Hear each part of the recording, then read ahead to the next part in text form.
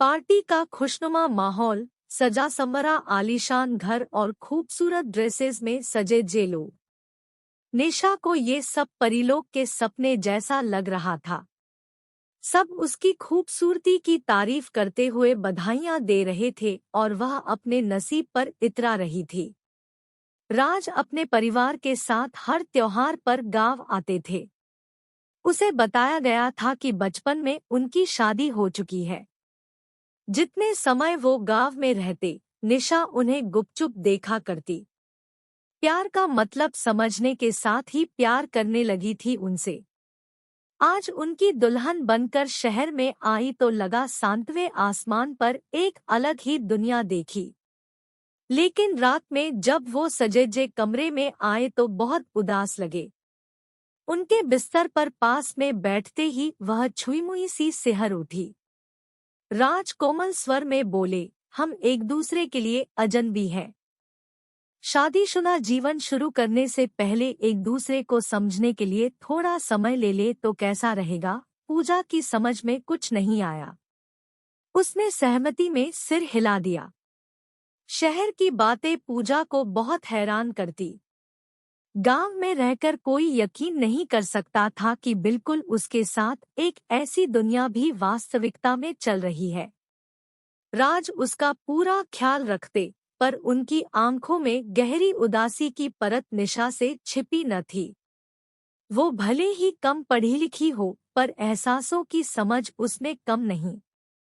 आखिर उसने एक दिन राज का दिल खुलवा ही लिया। सारी बातें उसे बताने के बाद वो फफक कर रो पड़े। दीशा नाम था उसका। स्कूल कॉलेज में उनके साथ पढ़ी वो लड़की, उनका पहला और गहरा प्यार। वो हर कदम पर दोनों का एक दूसरे का साथ देना, मुश्किल समय में एक दूसरे को संभालना, वो रूमानी पल, वो मिलकर देखे सपने और सफलताओं के लिए मिलकर किए संघर्ष। निशा भी उनके साथ बहुत रोई। कुछ उनके दर्द को महसूस करके और कुछ अपने सपनों के टूटने के दर्द से।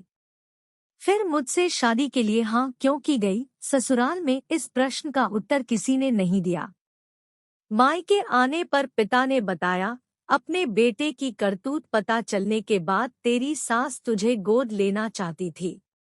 कहती थी पढ़ा लिखा कर शहर में शादी कर देंगी, पर हम तैयार नहीं हुए। मजाक समझ रखा है क्या? हमारी भी कोई इज्जत है। 18 की उम्र तक वो गौने को गैरकानूनी कहकर टालते रहे। फिर इतनी बड़ी लड़की को गोद लेने की बात। हम समाज को क्या मोह दिखाते? गांव का समाज अभी भी बचपन की शादी को भी उतनी ही गंभीरता से लेता है। उनके मना कर देने पर तेरी जिंदगी बर्बाद हो जाती। कोई तुझसे शादी न करता। निशा को धक्का लगा। उसकी जिंदगी बर्बाद न हो, इसलिए राज और उस लड़की की जिंदगी बर्बाद कर दी गई।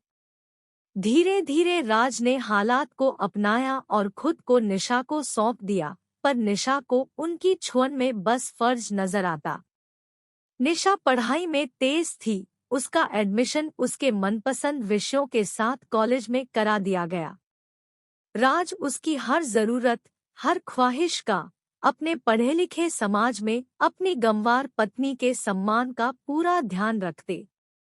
लोगों के अक्सर उसे गंवार कह देने पर उन्होंने एक दिन उसकी छलछलाई आंखें देखी तो उसका एडमिशन पर्सनैलिटी डेवलपमेंट कोर्स में करा दिया। पर उनकी आंखों की वीरानगी निशा के दिल में तीस बनकर चुभती रहती।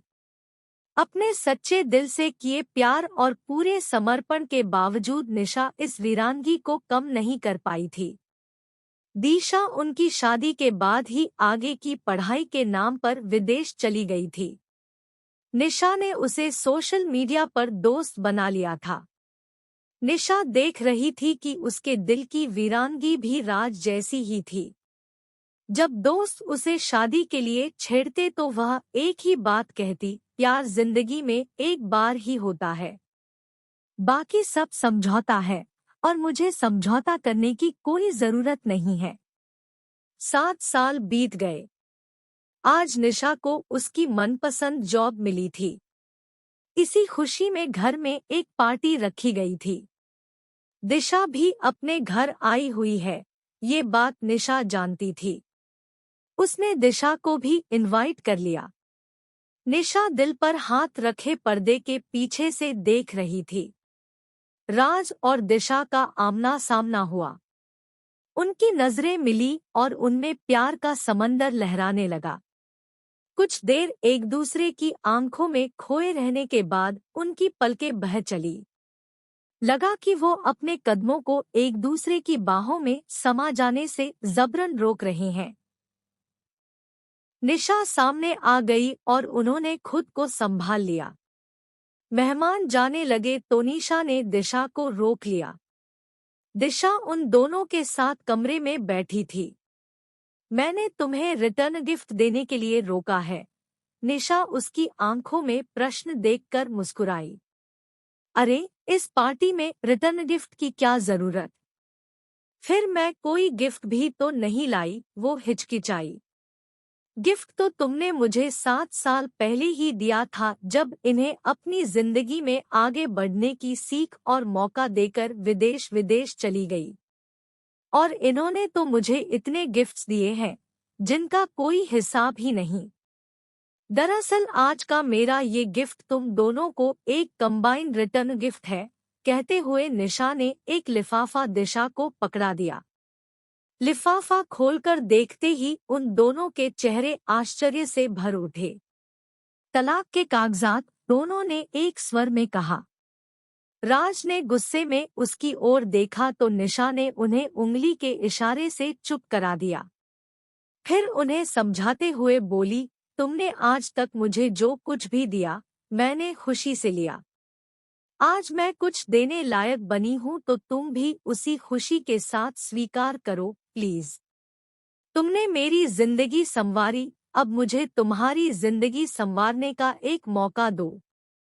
पर निशा, तुम भी तो बेइंतहा प्यार करती हो मुझसे। तुम मुझसे तलाक लेकर कैसे खुश रहोगी? तुम्हें खुश देखकर, और कैसे? तुमने मुझे सब कुछ दिया है। आज तुम्हारी आंखों की वीरानगी मांग रही हूँ। वो मुझे दान देकर मेरा प्रतिदान स्वीकार करो। कहते हुए निशा ने राज और दिशा के थरथराते हाथ एक दूसरे के हाथों में दिए और कमरे से निकल गई। राज और दिशा कुछ देर भीगी पलकों से उसके जाने की दिशा में देखते रहे।